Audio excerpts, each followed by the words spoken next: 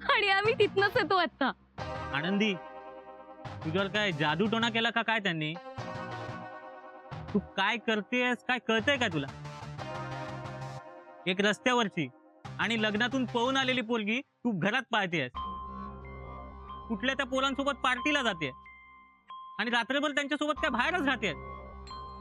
अगं हे सगळं मम्मीला कळलं तर काय होईल माहितीये का तुला?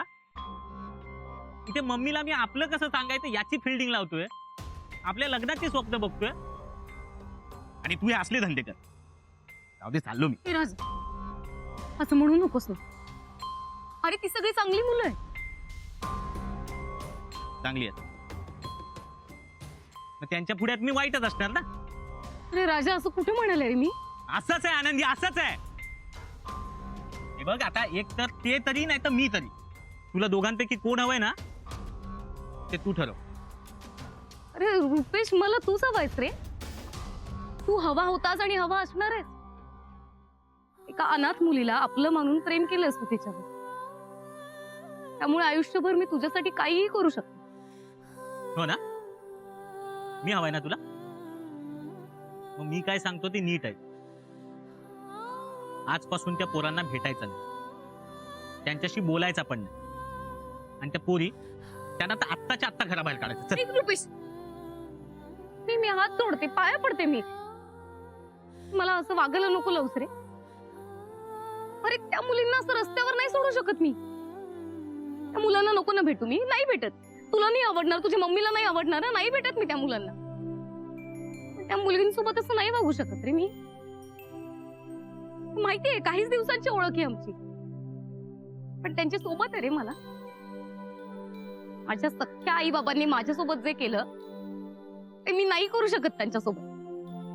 हे बघ, ते मला काय माहित नाही हा. त्यांचं ते बघून घेतील. नाही ती पोरं आहेत ना, ती नेतील ना त्यांना त्यांच्या घरी, नाही तर नेतील कुठे पण. हे बघ, आणि तुला नसेल ना जमणार त्यांना बाहेर काढायला तर मी बाहेर काढतो त्यांना. रुपेश, नाही ना, नको ना. अरे जरा वेळ दे ना मला, होईल तुझ्या मनासारखं. एवढं तरी कर ना माझ्यासाठी. हे बघ आनंदी, तिला शपथ आहे माझी. प्लीज ना.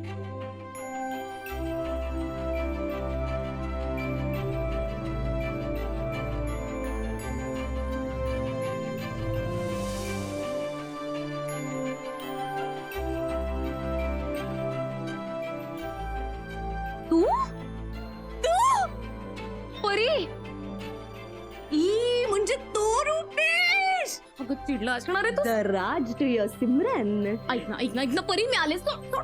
घरात आल्या आल्या साकडं घातलं मी देवाला, तुझा टफी आणि नोकरी परत मिळू दे म्हणून. आता टफी परत येईपर्यंत तरी माझा उपास. तू माझ्यासाठी एवढं नवस बोलली, टपीसाठी एवढं नवस बोलली, तू जेवणार नाही, मग मी कसं काय जेवायचं?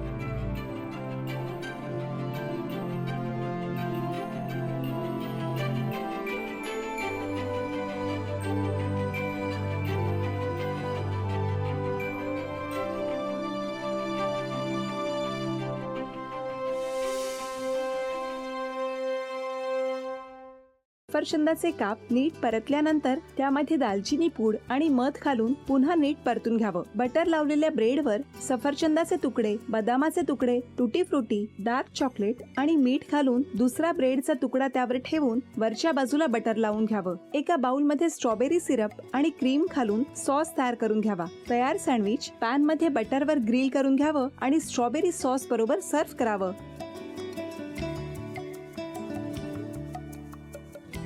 हे जेव्हा बोलत होते तेव्हा मी बघत होतो की या दोघांनी स्वतःचा संसार उभा केलाच, पण स्वतःच्या संसाराबरोबर अनेकांच्या आयुष्यात आनंद निर्माण केला. तो आनंद महत्त्वाचा. हसत राहा, आनंदी राहा असं म्हणत शुभेच्छा देऊया. आणि ही झी मराठीकडून भेटवस्तू डेव्हिड तुमच्यासाठी. अभिनंदन. आणि वहिनींना तथास्तू पुणे यांच्याकडून ही पैठणी. अभिनंदन.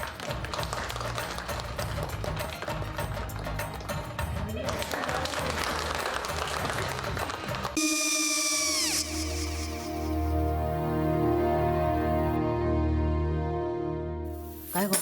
हा काय झालं? काय झालं? काय आले, मी निकाल लावून आली. हो पण तिची आईच काय बोलली? तिला वाटलं का सगळ्या निशाने आपल्या चुका कबूल केल्या का? आई, मी चांगलं सुनावून आली आहे. हं. त्या तिची बाजू घेत होत्या, पण मी लक्ष दिलं नाहीये. खूप झालं आता. चांगुलपणा खूप झाला. मऊ दिसलं ना की कोपऱ्याने खणतात ना माणसं, ते असं. अगो पण आईच म्हणली काय तिची? पटला काय ती का? मला माहिती. आई, मी तुम्हाला नंतर फोन करते. हो आणि आई बाबा जे बोलले त्याचं वाईट नका वाटून घेऊ. सॉरी. सॉरी काय त्या?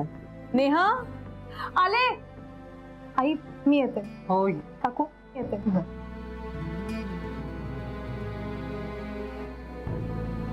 सावकाश जाग. हो हो. मग काय काकू, कधी उडवता लग्नाचा बार? बघूया.